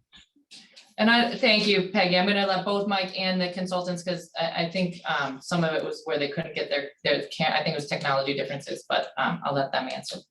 So Okay. the Woodard and Kern report identifies areas for future steps. Whether there's an indication of small roots in a pipe, or it looks like there's staining on the side walls of a sewer main. And so we took their report and we went out and did more field testing of that information. So we cambered the entire piece of Hart Street. We installed flow monitoring equipment in the manholes on Hart Street to identify if there were any surcharges from heavy rains, high tides, or other variables that could happen. And we found none of those. We have not found any defects to that line. around 2021, there was a fracture in the line that enters into the Hart Street station that was repaired immediately. It was a whole new stick of pipe was put in to eliminate that small crack in the pipe. But again, the crack wasn't large enough to be discharging any great volume of wastewater into the creek system. It was a hairline crack, but it was out of precaution. It was replaced with solid pipe. So again, I think the initial report, and Janelle can chime in on this, looked at areas that, or Michael could, looked at areas that could potentially be sources. And then we had to go back and field truth those. And we didn't identify anything. Michael, do you want to add to that? Yeah, and I can jump out and elaborate on that. And you know, the investigations that were done, that we reviewed the data. You know, we were looking at a couple of you know, items that really needed sort of follow-up investigation. So, you know, basically the recommendation is to look into, you know, some of these minor items further. If there was a point source of, you know, wastewater exfiltration, as noted earlier in the presentation, that would have been flagged and identified for basically a repair, a rehabilitation of sorts. So it's basically just looking at, you know, the investigation that we came in at that time frame, and looked at it objectively and said, you know, we need a little bit more information before making any recommendations for a point source related to the overall investigation. Okay. And Janelle, did you want to add anything? Well, by point source, I think Michael means obvious source. When we did look at this and when we considered all of the information available, when we were writing the report, there wasn't an obvious source. So these were additional areas, as Michael said, that we suggested that the DPW evaluate, which they did implement most of our recommendations at that time. And I think it is, as we're seeing with the most recent round of testing, we're not seeing the increase in bacteria concentrations that you would expect from a sewer pipe failure. So there is no obvious source at this moment. And we're still in the iterative part of the investigation where we're trying to definitively rule out or further investigations in different areas, or the DPW is doing that through the extensive work that they've been doing in the watershed as well. Great, thank you. And thank you for your questions, Peggy. Let's see, we've still got a lot of people with their hands up, so I want to get to as many as we can. Lisa, I'm gonna allow Lisa to talk. If you can tell us your name and your address and ask your question. Hi, this is Lisa McCarthy. I live at 8 Reynard Street. Thank you for taking my question. I understand that the mayor is forming a task force to discuss this really important issue, and that we were told that there would not be any, it would be inappropriate for any citizens to be on the committee. I'm not really sure why that would be. I think that seems very counterintuitive, not very collaborative, breeds lack of transparency and secrecy. That's my first question. My second one is, I understand that there's a leak, potential leak on Williams Court. What is being done to address that? And is there any way that that's affecting the water levels on the creek? And thirdly, I noticed that the sign had been taken down, and then today when I was walking Good Harbor, the sign was back up. I think that's really a mixed message. Is that something the sign's going to go up and down all summer, or what? Why was the sign taken down over the last couple of weeks and then back up today? Thank you. I appreciate your time. Thank you, Lisa. I'll start, and then I think Mike probably has a few of those. So as far as the task force goes, the task force, that's really our working group. That's our internal working group that's trying to investigate this. Not bringing in a community member at this time is not related to no transparency. All of the work that we do, all the research that's been done, all the data sampling is all available to the public at all times on both our website and the state website. It's just a matter of our workflow and the work that we need to accomplish and what role. So if there's a particular role that you see that you or another citizen can play, we'd love to hear the suggestion. I do want to note that both the chair of the Board of Health and all of the members of the Board of Health are volunteer citizens in the community. The rest of us, many of us actually, I should say, live in this community. We're lucky to have Dan still hanging in there to support us through all of this, a former health director and community member. So there is not a lack of community members involved. I guess it would be more, if you want to email the mayor at email and kind of elaborate on what role in particular you think they could play, we'd be open to listening to that, of course. On the Williams Court leak, I'm not familiar, so again, that. I'm familiar with the reported leak that's gone unaddressed on Williams Court. Okay, we will have the DPW team look into that, Lisa, because we should know about it if it's there. And the sign on Good Harbor Creek should not be, anyway, did it blow down? This is the first that we've heard this. I have not been over to Good Harbor Beach. Well, you were there today. Bree was there, or Monday. Monday, it was still. It was covered. up, but covered. Right. So the sign, the creek closed sign, or whatever the exact language was covered as opposed to removed. So potentially, and I haven't been by there, potentially the cover got blown off. But as you heard earlier, the last coming, most recent results today, the last 5 weeks have been negligible. So we would have had no reason to close the creek or the beach in the last 5 weeks. So we'll double check, have somebody swing by and take a look to see if indeed this is one of it, because there are two signs, I believe. Yeah, it faces both ways. And so just a little history on that, the large sign, Lisa, so you know, the health department's requirement for signage, so there, and we work really hard to work collaboratively, but understand each other's roles. And the health department is required by the state that if they go through this testing, as Bree's explained, to post signage. Now that signage, we were hearing from the public and from city council that signage in the past has been like an 8.5 by 11, small sign stapled. We were hearing as the results were coming back elevated from concerns from counselors and the public that signage was not enough, that then signage needed to be improved. We work with DPW and the health department to put that much larger sign up there. And we have already been talking about how, now that we have a much larger sign, again, it's only the health department that can determine if the creek is closed or open. So we're working to figure out the best way to open it and close it. So yes, it will, if at one point we get a level that requires a creek closure, you will see the sign change, but it shouldn't be at this time because our results are low. But thank you, Lisa.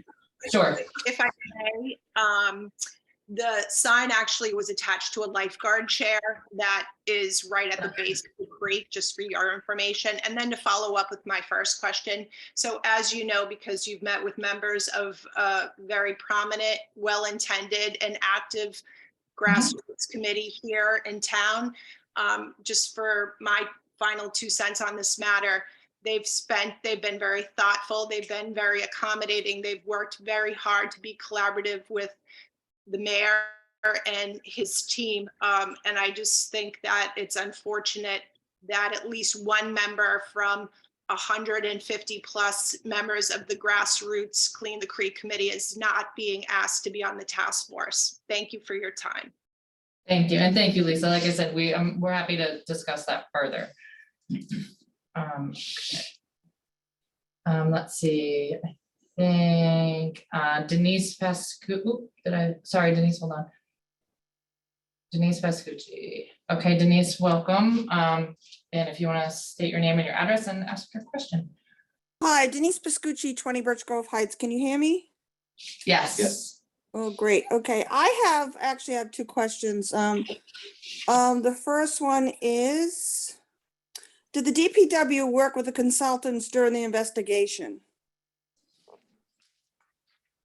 I can feel that from what I know. The DPW, the consultants were hired by the by the health department. The DPW provided their data from 2021.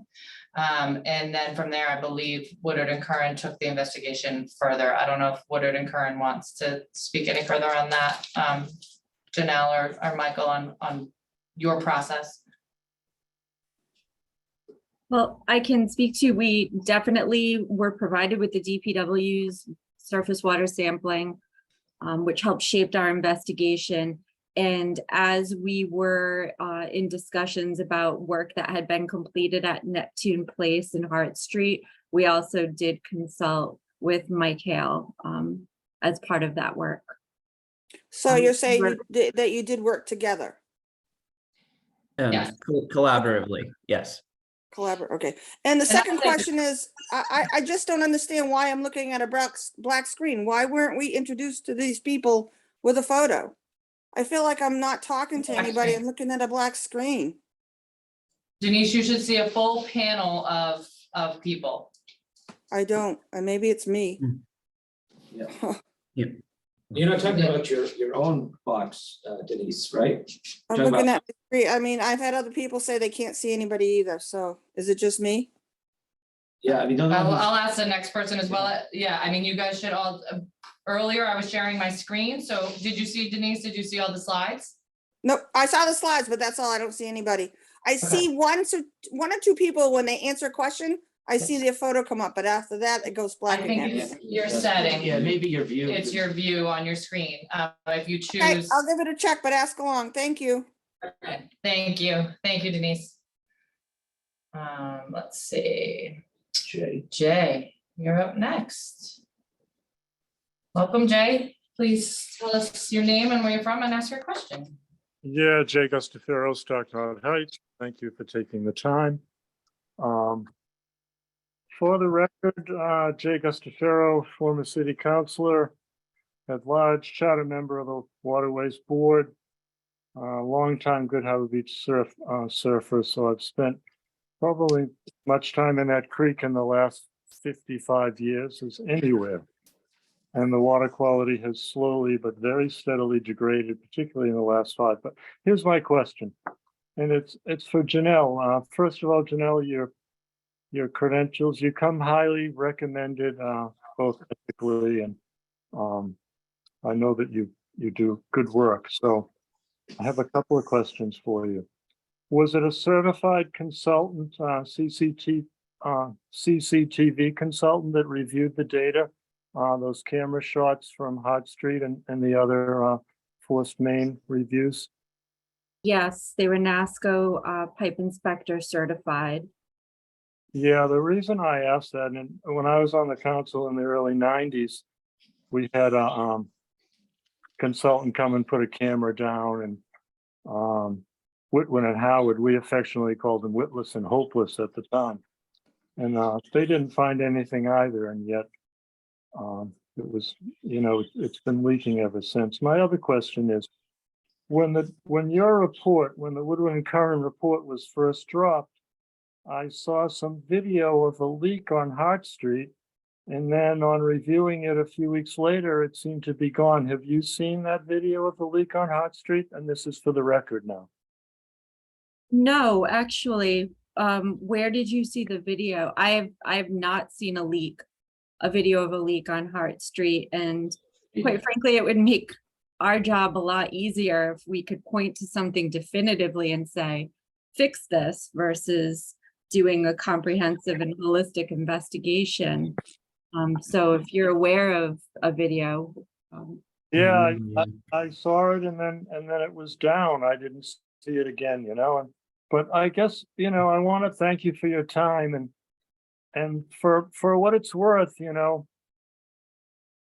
eventually the city is going to have to fix this infrastructure, and it's disheartening for me. I mean, we all live here, we all are part of this community. I know there's many well-intentioned people in city government, and I too want to echo what Mary Ann said, that it feels like we're getting the kind of the Aztec two-step, a little bit of a runaround with this data. If it's leaking and you don't have the money to fix it now, well, tell us. We're reasonable people, but don't tell us it ain't leaking because it stinks And I'm in the creek all the time. And it is leaking, and it just makes it more of a monumental task, and eventually, ultimately, it will probably have to be repaired, you know? So it's a bit disheartening to see. Thanks, Jay. I'm just gonna wrap you up so we can get to more. You hit your 3 minutes. But I know that the mayor doesn't want to respond, and I just want to point out, because I know the mayor does want to respond as well, but I want to point out to everybody, and this is, and you're gonna hear this say this again and again, that in order to solve this problem, and if it's an infrastructure problem, we need to understand it. It doesn't help us if we spend time or money on a problem that's not identified, right? So the city is committed to spending all this money, whatever the funds it takes. But first we have to understand the problem so that we can responsibly spend the money and mitigate the problem. And that's the way we're gonna make an impactful difference here. I'm sorry, I apologize that there's this feeling of discontent out there, that lack of transparency. The goal of this meeting is really to share that all with you. As I started the meeting with, if we could find this and fix it, I think the Board of Health, the mayor's office, the DPW, the health department, we would all, it would make all of our lives easier, but I know that the mayor wants to add. So Jay, the video you're referring to, I think was posted by somebody on social media. It wasn't ours, and as you know, we can't remove stuff once we've posted. It's a public record. So it was never officially posted. I've never seen the video. I heard about it. And as far as a leak, if there were an active leak and we knew where it was, we'd be all over it like a bad suit. There's no gain for any of us to just ignore it. Absolutely. So I would just like to put that to rest right now. If there was a smoking gun, that gun would have been, taken care of. And can I just add something as well? So outside of the viewpoint of Gloucester, I do work with over 20 other municipalities in Massachusetts investigating their infrastructure.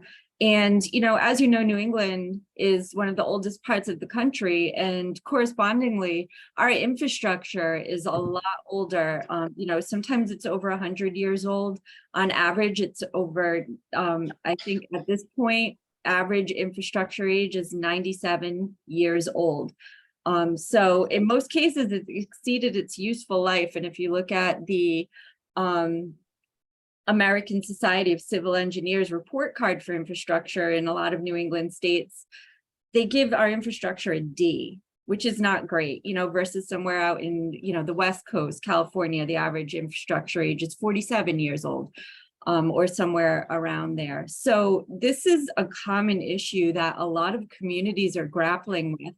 These things are buried in the ground. It's very hard to be able to see exactly what's going on. And often cases we're reactionary instead of proactive, just by virtue of the extensive amounts of infrastructure buried in the ground, the assets that the city has to maintain that are millions of dollars and also aged as well. So I just wanted to get across that this isn't a Gloucester specific issue. This is actually a New England specific issue. Thank you. And I want to say, I just did get another message that people aren't seeing the panelists. So we're here. I'm going to turn on the room camera, which may look pretty crazy right now because Cindy's sitting right in front of it. Sorry, Cindy. I don't know if this helps the view at all, but we specifically put on our individual cameras so that people could see our faces. So I apologize if that did come through now. Like I said, now you have this awkward view of the room, but just so that if somebody could let me know if that is a better view, that would be great. Our intention was to have all of our faces available specifically so you could put a name with a face. I'll give a quick instruction. Please see in the top right corner of your screen, you should have a little button that says view. If you click view and switch to gallery, you're probably on speaker. If you switch to gallery, you should see everyone's video. Thank you. Thank you, Kate. So we're coming around 7:38. We need to wrap up by 8 o'clock. So we're going to take as many more as we can. We do have 11 hands up. So I don't know, like 4 or 5 of those are repeats. So we'll do the best we can. So if the speakers can also just share the, be respectful to the others. And I'm going to allow CK to talk. So if you can just introduce yourself and ask your question.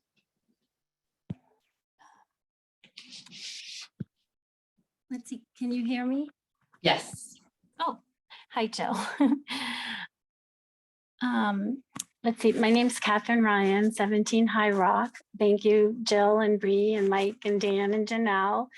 My comments, feedback. I'm going to speak about conflicts of interest, conservation and the law. The former building commissioner and the chair of Conservation Commission, who's a new CPC member and architect, obtained economic personal interest directly without acknowledgement of conflicts or public disclosure. Our city may be vulnerable to settled decisions being vacated because they didn't disclose and/or they skipped steps. There's evidence of unlawful examples and giving preferential treatment, et cetera. In some cases, direct financial gain. Projects may have been vulnerable and impacted and may have exposed the city or impacted infrastructure. And then I'm going to go on to 2,200 people signed the Clean the Creek Good Harbor Beach petition, which has 5 asks. I did not sign the petition, and it's not that I don't admire the group and I don't appreciate that you guys are working hard to work with the city. I just haven't had a chance to follow up. But before I saw the petition, I joined a Clean the Creek Zoom meeting to learn about their goals. And they mentioned they had spoken with city councilors, city staff in different departments, people at GMGI and Hart Street Station related comments. They talked about securing big funding, that there was money available from the state, even from the federal level and or foundation and grants. The Gloucester Daily Times wrote about the Good Harbor Beach pollution and mentioned the creek. And the Clean the Creek group as working with the city in the petition. Ask number 5 on the petition, holding the DPW accountable, was an accusation and misdirection, in my opinion, and evidence of, I'm not sure. I thought it was misdirection. Ask number 4, make it a top priority to find proper supporting staff or a board of health, is problematic because we don't have a director. Ask number 3, partner with the state and federal government to gain the necessary support. Seems like we don't have that already, and we don't work with city and state and federal, which we do. But it also brings me back to the point about conflict of interest. The chair of the Board of Health Commission is Joe Rosa, the founder of GMGI, which wasn't on the beginning slide. And if there is state or federal funding related to any remediation of any source thing that may involve, GMGI scientists, partnership, what have you, if that's needed or whatever, I'm assuming Joe will step down. And that was, my concluding feedback for you right now. Thank you so much. Thank you, Catherine. Let's see, Adam Cook. Adam, you're in the meeting. If you can unmute and tell us your name and address.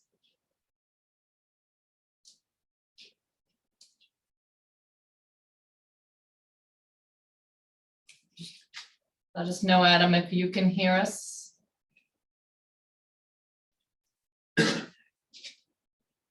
Hello, sorry about that. Can you hear me now? Yes. Yeah. Okay, great. I apologize for that. I just wanted to start out by thanking the mayor's office and the city to put this meeting together. As I'm sure you know, it means a lot to a lot of people. So I think that's a good thing that we're all meeting and discussing this. It sounds like there are some people that are frustrated, and I understand that too. It's hard for me to understand how we can go from over 200 times the legal limit back in August to now opening the creek without any real infrastructure work being done. I'm not sure. It sounds like there wasn't any leak detected, but I can tell you from personal experience that it smells pretty bad on some days when I'm out there surfing. So I think it's good that the creek has gotten cleaner, but I'm not convinced that it's completely remediated. And I think that we need to continue to test and continue to look for the source. I'm also not convinced that it's waterfowl that's causing it. There's definitely some sewerage leaking into the creek, and I think we need to figure out where it's coming from. We need to fix it. I guess that was more of a comment than a question, but that's what I have. Thank you for your time. No, thank you, Adam. I think it's important that we acknowledge that we're not completely convinced that it's waterfowl or that it's this or the other thing, either. That's the reason we're still here and we're still committed to the investigation. I think that's a really important piece. I do want to address you mentioned a test in this past August which would be August of 2022 that exceeded the level. I'm looking at the health department team. I don't believe we tested it in August of last year. So rest assured that the testing that is today, right, that we've had for May, since the sign has come down, we're required by the Department of Public Health that if it's a certain level, we have to close it. So I'm not sure, but you can go to the State Department of Public Health website, and they will show all of the tests with all of the dates that have ever been taken back to 2011. So just to clear any of that up. That's through the State Department of Public Health? Yes, and you can get the link straight from our website, from Gloucester-ma.gov. What I was referring to was the test in like fall of last year on the Woodward and Curran report that stated that it was up at like 20,000 parts per unit or whatever the Janelle, the measurement is. last test that you took, I think. September, and I was going to speak to that as well. And I know we're not saying it's sewer or it's birds definitively, but there is one thing that I want to point out, and it was actually illustrated really well by some samples collected near Whittam in September during a wet weather event, where again, we're going to expect to see that higher bacteria concentration. And at that time, and I haven't really gotten into this, but it's in the report, we collected a sample and we looked at bacterial DNA. We were specifically looking for a human bacterial DNA in the sample. And the sample came back over 24,000, which was above the lab's instrument method detection limit that they would use to report out in confidence. So it was above the instrument detection limit, cut off around 24,000. The corresponding DNA sample that was collected didn't show any human DNA. And coincidentally or not, that particular sample location is in a wildlife habitat. So our conclusion based on that data is that detected concentration was not from a human source, because they can detect up to 40 copies of DNA in a 100 milliliter sample is that lab's detection limit. And there was no human DNA detected. And that is in line with other bacteria detections that we've seen that you can pinpoint to birds. So or other wildlife, deer, all of the quote unquote critters that live in the watershed and are going to the bathroom in those areas that aren't typically built environments. And that just happened to correspond with the Whittam Street sample. And I hope that helps just to put in perspective that animals can definitely contribute a significant amount of bacteria as well. Yeah, I think that does help. That clears up some of the confusion. I did see that in the report.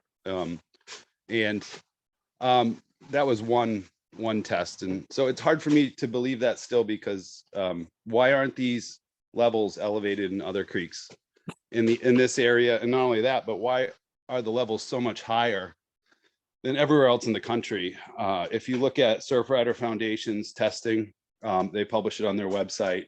We have really polluted beaches in California that aren't even close to the levels of the creek at Good Harbor Beach. So it looks like the testing is pointing to non-human sources, but I mean, if you surf down there on a rainy day, you can smell laundry detergent. You can smell fecal matter in the water. I mean, it's pretty obvious. So I don't know. From my perspective, I'm getting, the experience out there in the water. From a testing perspective, I can certainly appreciate that too, but. Thank you. Thank you. I'm sorry. I don't mean to rush you. I just Yeah, need to continue with 9 more. that. We will absolutely be continuing the investigation. That, like I said, that is one of the main reasons we're here tonight, is to share with you what we've done so far. And I think for those who aren't on at the beginning, we've already committed to a follow-up meeting similar to this. Hopefully, as the mayor stated, hopefully we'll be in person in Kairos Auditorium with the new hybrid system. So we can actually have this meeting in person. And then you'll get to see our faces. I'm sorry if there were any issues there.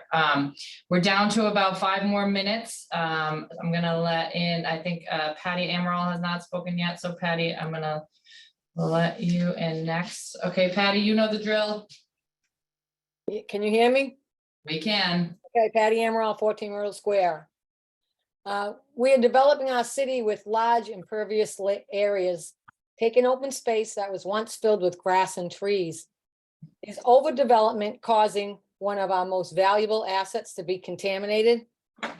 And my second question would be, as we are stockpiling our beach breakage, the litter from our beaches and our back parking areas, this comes in the waves, the tide comes and grabs it and pulls it out. So I've always wondered, we've been stockpiling it for over 20 years.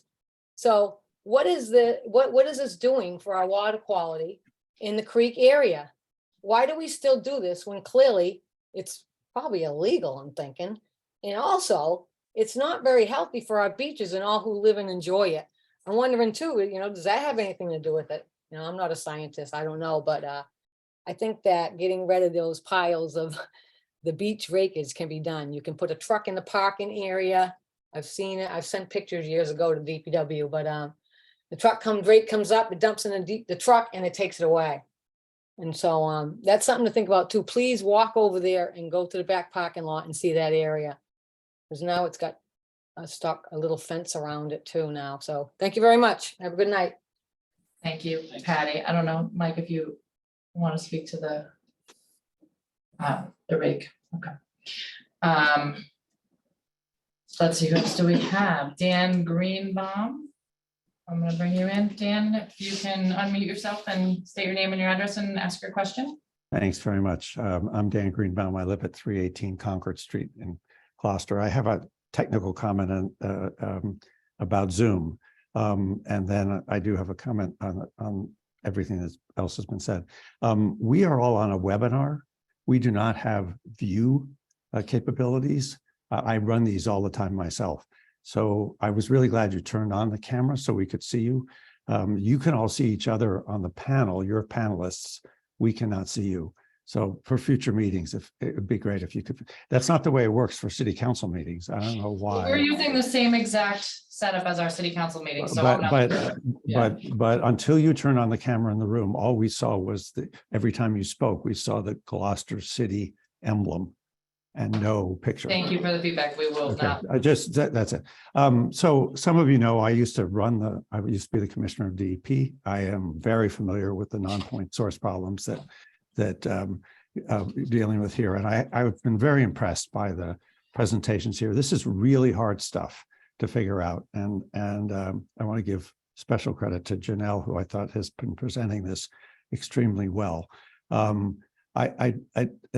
I do think figuring out how you're going to continue to monitor this, hopefully, I mean, we don't know, but my guess is you're going to have some high days this year as well. Fortunately, so far, that hasn't been so bad. I did particularly like Janelle's graphic of all the sources of non-point source. The birds and the Canada geese we have I used to work for the Mass Audubon Society, that we have a lot of Canada geese and they probably are contributing. I think there have been many studies in other locales that say pet waste, and she mentioned that, accumulates on streets, and every time it rains, it all gets washed down. And it's gotten a little better with the pooper scooper laws, but it is still really bad. And I would just add, it's great that the DPW has been out there. Woodward been out there to look at the infrastructure. As Janelle pointed out, it's very old, and it is going to take continual attention to get this done. I just want to credit, you've done a very nice job. I thought presenting the information tonight. I haven't, I understand that some people don't feel they've had all the information they could have gotten. I'm going to be looking to download the slides and get that more, but I appreciate, I didn't have a specific question, but I appreciate the work you've been doing. Thank you. Thanks, Dan. Thanks, Dan. And I have to admit, I think while you were talking, realized what we did, the microphone is the Harbor Master Conference Room microphone. And so that was the picture they were seeing. Oh, okay. And that's my fault. We thought we were making it more intimate, and apparently we did the opposite. So I apologize to the public. We're gonna take two more because we've got to wrap up. It's 7:54. So I have Maggie and Rory who are next, and we will take those two. And like I said, anybody else, please send your questions to mayor@gloucester-ma.gov so we can make sure we get to them. Maggie, if you could unmute and introduce yourself.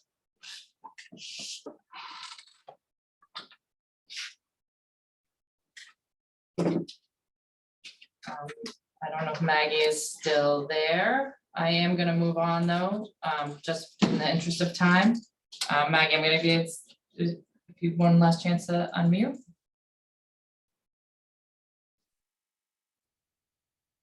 All right, so I'm gonna move to Rory. Have her hand up. Great, thanks, Rory, are you there? Hi, everyone. Thank you so much for taking the time to host this really important meeting. I know everyone is very busy and it's almost Memorial Day weekend, so I just want to say thank you. This has been very informative. I have a question regarding what will happen, what the policy will be in place for this summer. What will the policy be for big rain events? I know that the city grows exponentially every summer by tens of thousands of people. It's clear that the infrastructure system is potentially struggling a little with a baseline population, let alone with the summer population, as well as the more severe storm events that are prone during the summer months that can cause flooding and obviously different pollutants to go into the water or overwhelm the sewage infrastructure system, especially around the creek. So I'm wondering what plans you have in place for this summer. And I'm also wondering what DPW's protocol is for collecting water and who is in charge of that. Thank you so much. And once again, I really appreciate everyone's time and due diligence. Thank you. Thank you, Rory. Sure. As far as the summer goes, I can speak to that. We will be continuing testing the creek and all the other bathing beaches as required by the state. And one of those last slides that we put up, in order to avoid, right, what the mayor and Joe had addressed earlier, and what I saw very much in Rory, you and I have had this conversation as a communications problem of beaches open, beaches closed, beaches open, beaches closed, and the testing results keeping pace with the actual busy times at the beach. We will be posting signs similar to Rockport and Kennebunkport and other beaches up and down this eastern seaboard that gives caution and advisory to swimmers that after high precipitation events, it is swim at your own risk. So you will start to see those signs go up as we move into the summer months. So we're going to definitely take that step forward. And then of course the gathering of the samples, and as the summer goes on, time will tell. That's part of the reason we need to keep up with this work, because we don't have a definitive answer yet. So we hope that another season will get us some additional information. And Mike, if you want to talk about your team. Rory, if you just clarify what you meant by DPW's testing protocol. I mean, the health department tests the beaches on a weekly basis. We are looking for additional information in the sewer and watershed relative to elevated counts of bacteria. What specifically you're asking? So I was wondering who is going about testing and collecting samples for DPW to then be compared to the health department, and what protocols are in set for that. I was under the impression that DPW had been collecting a lot of water samples and sending them to a Danvers lab. So I was just wondering, what are you looking for within those lab samples? And then while I still have you before the time is out, I want to know how the community as a whole can support the mayor, this administration, and this movement to make sure that our beach is safe and clean, and we're all stewards. We all want the same thing, and we just want to support each other. So let us know how everyone can help. Thank you. So to answer your question specifically, Rory, our testing protocol is essentially similar to how the health department does it. We take the same qualifiers and they're recorded on our data sheets. We use sterile jars. We use the same collection process. Make sure there's no cross-contamination to the sample jars, making sure there's air gap, making sure they're refrigerated, and making sure they're dropped off to a testing lab in a timely fashion so they're not incubating over the course of a night. So everything's done the same way the health department collects their samples. They all go to a certified lab, whether it's Northeast or BioMarine. Sometimes it's just a matter of who's open when and when we get the samples to them. But we're very systematic in how we take our samples upstream, making sure that we're not, working from upstream to downstream, dragging your boots the mud and trying to wait for it to settle. So we're going through it systematically. And the same, like I said, the same qualifiers are on our intake forms as the health department would report to the state. And Rory, I'll take the second part of that question. And then if the mayor has any, or Joe actually, or the mayor have any final wrap-up points. So how the community can help. So I think number one, right, is make sure, and our number one thing, at least from my perspective and from what I'm following, is if you think you are getting sick from the creek, if you think you have a public health problem, it is critical that you report it to your doctor. Cindy is, or call the public health department. If you call the public health department, they're definitely gonna tell you to call your doctor. But I think it's critically important, again, in order to, both of these, right? One of the things we've said throughout is that we're not convinced either that it's one problem or another problem or another. We need more data. We need to understand the problem better. So if people in the community, and please share this, if there is truly a public health issue, we need to be able to identify it through our public health department and through the doctors. I think another really important piece is to help us communicate better with the public. We're definitely trying to break down this concept of that we're somehow not sharing our data with you. So if you're in conversations with people, please share with them our website. It has all the memos, all the data, all the reports, links to all the websites that have all the rest of the data. And we're open to, again, any other suggestions of what more we can be sharing. And be good stewards of our beach. I think that's our most important thing. The beach is important to all of us. And there's not one person in this room who doesn't understand that the natural resources in our environment are Gloucester's greatest gifts. And so please be good stewards. And I know the surfers on this call certainly are, as are the birders on this call. And, if there are dogs on the beach, please call animal control. If they're, let's all work together to keep litter. Thank you, Patty. She's keeps us on our toes with that all the time. But let's all be good stewards of the natural environment that we appreciate so much. And I don't know, first I'll go to Joe and then maybe you can wrap us up. Joe, if you have any closing thoughts?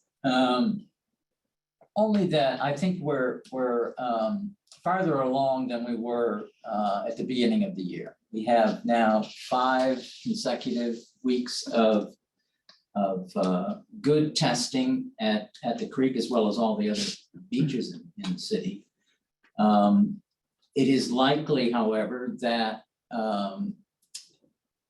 there may well be spikes due to heavy rainfall events. That's the correlation with past history. And whether we detect them will depend on when we actually do the testing, because they eventually get washed away. And so consequently, I think, as was mentioned earlier on in the conversation, there will be a new sign that appears to inform the public that there is an increased hazard immediately, perhaps 24 to 36 hours after a heavy rain event. And that people should be aware of that and proceed with due caution. But beyond that, I think we should be pleased in the fact that things are looking better, albeit the fact that we don't yet know why. Those are two separate questions, however. Right, and I'll just wrap up. First of all, I just want to thank our team here, the health department, Joe and Jill and Mike for doing a bit, and all you folks from the health office over there. Janelle and Michael, thank you. Dan, giving us your time was very much appreciated. Him on the other end there taking notes diligently, I'm sure. Thank you so much. But most of all, to you folks out there who have been keeping us on our toes. There is no smoking gun. This is something that we walked into on January 1st, 2022, but that does not mean that it's somebody else's problem. It's our problem now as the Berger administration. And we're going to continue to work to find what the actual problem is and find a solution. But we all have to recognize that there will be times throughout the summer, I'm sure, where there'll be elevated levels and potentially we will have to close the creek. But we're going to not stop until we turn over every rock and find what the problem is. So, thank you. It's an emotionally charged issue. Some of you demonstrated that in your comments tonight and every day in emails to my office. So again, thank you very much because I live here, my grandkids live here, and I want to make sure it's a safe place for all of us going forward. So with that.